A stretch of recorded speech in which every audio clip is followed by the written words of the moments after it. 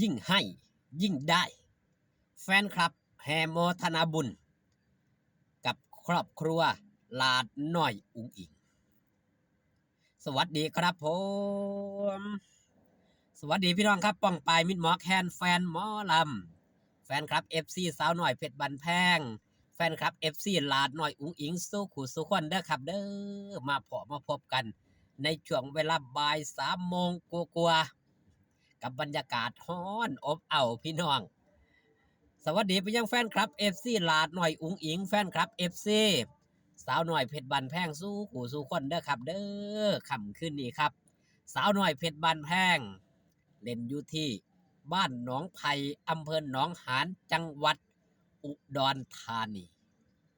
พี่น้องไปให้กำลังใจกันหลายๆเด้อครับเด้อหันมาว่าฮอดจอดถึงครับเรื่องราวดีๆของครอบครัวลาดน้อยอุ๋งอิงเมื่อวันที่ผ่านมาครับพี่น้องทางด้านแม่หน่อยเนาะได้เอาผ้าใบไปให้พี่ทหาร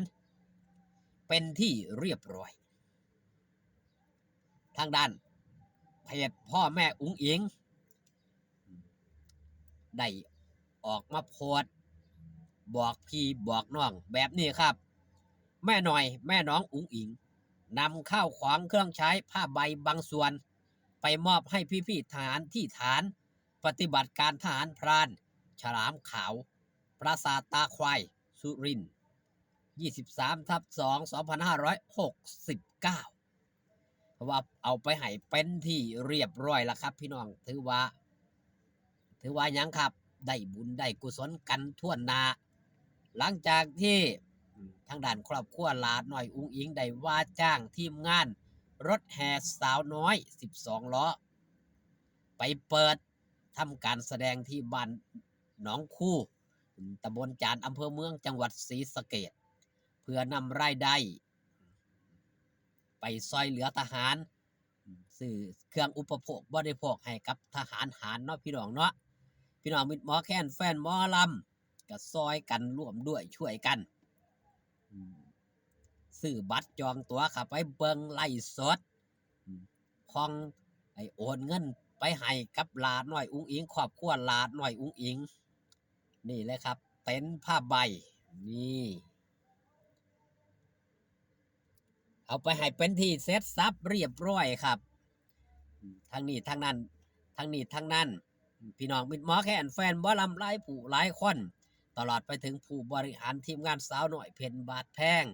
อย่างบอสโจยมนินถือว่าเป็นหัวหอกก็ว่าได้ในเรื่องราว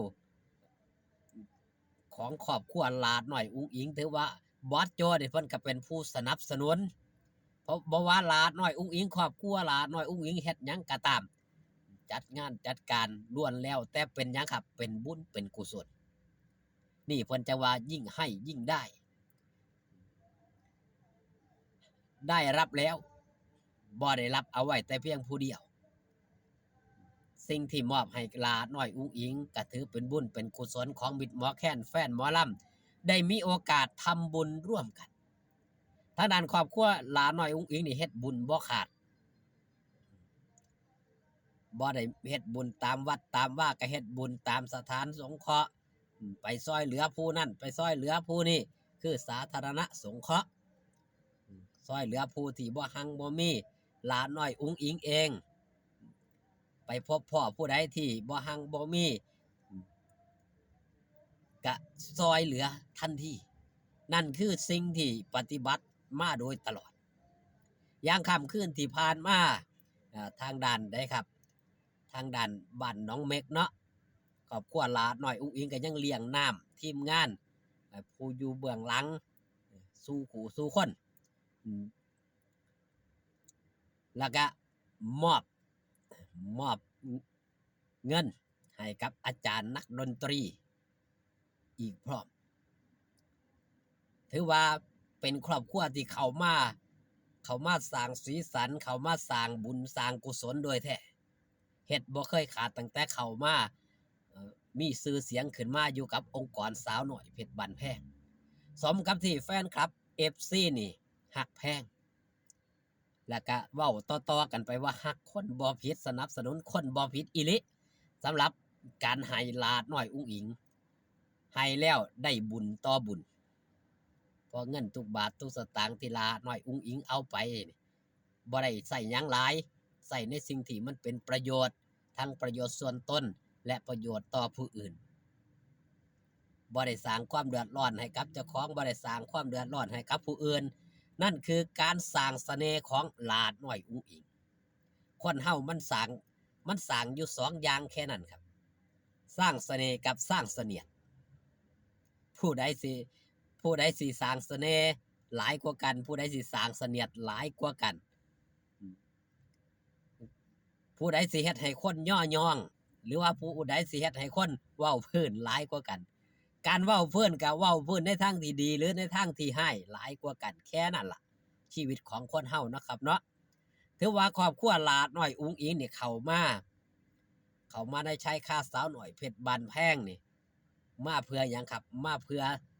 สร้างบุญสร้างกุศลมาเพื่อเป็นพลังบวกให้กับมิตรหมอแคนแฟนหมอลำหลายผู้หลายคนที่ได้เห็นที่ได้พบได้พ้อหลายคนเอาหลาน้อยอุ๋งอิงเป็นไอดอลแสวงหาโอกาสแล่นเข้าหาโอกาสเพื่อจะได้รับโอกาสนั้นๆคือกับหลาน้อยอุ๋งอิงนั่นก็ถือว่าหลาน้อยอุ๋งอิงนี่เป็นไอดอลของหลายคนณปัจจุบันเพราะหยังครับหลาน้อยอุ๋งอิงบ่แม่นเป็นศิลปินธรรมดาเป็นศิลปินเป็นดาราเป็นหยังครับเป็นครีเอเตอร์เป็นผู้ที่มีชื่อเสียงในวงการบันเทิงบ่มีไผสิบ่ฮู้จักหลาน้อยอุ๋งอิงในวงการหมอลำนั่นคือความเป็นจริงณยุคปัจจุบันหลาน้อยอุ๋งอิงนี่เป็นทูตแห่งสายสัมพันธ์ก็ว่าได้ดึงเอาหลากหลายผู้หลากหลายคนในวงการบันเทิงที่บ่เคยฮู้จักหมอลำก็ดึงเข้ามาให้ฮู้จักหมอลำก็ย้อนหลาน้อยอุ๋งอิงมีมากมายการเอาไปให้ทหารหารในครั้งนี้ก็เช่นเดียวกันหลาน้อยอุ๋งอิงพร้อมครอบครัวนี่ได้ยินได้ฟังเนาะจากพี่ๆทหารว่าขาดหยังแหน่เพิ่นก็บอกว่าขาดนั่นขาดนี่ด้วยความเมตตาด้วยความสงสารด้วยความรักด้วยความแพงด้วยความเห็นอกเห็นใจนี่ล่ะทางด้านครอบครัวหลาน้อยอุ๋งอิงจังได้เฮ็ดแบบนี้ขึ้นมาแฟนคลับ FC หลายผู้หลายคนซอยกันโมทนาบุญนำกันเอาสำหรับคลิปนี้ฝากต้นเรื่องเล่าเอาไว้แต่เพียงสำนี้ครับขอบคุณที่มาเบิ่งมาแย่งพอกันคลิปหน้าสบายดีครับผม